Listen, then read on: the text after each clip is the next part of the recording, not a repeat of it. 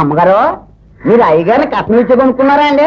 నేను కాదురా, మా నాన్న కొన్నాడు 5,000 ఇచ్చి ఈయన్ని కొనిపెట్టే బదులు 2 దున్నపోతులు కొనిపెడితే హాయిగా మడుకుని బతికేవాళ్ళం. నిజమేనండి. వేలకి వేలు కట్నాలు పోసి మగలను కొని అణగి మణిగి పడి ఉంటుట కన్నా 2 దున్నలు కొని మడి దున్నుక బ్రతకవచ్చు మహిళా సుమతి. చెప్పారండి. సుమతి గారు అనలేదు. ఒరే పంది అనలేదు, నిజమే.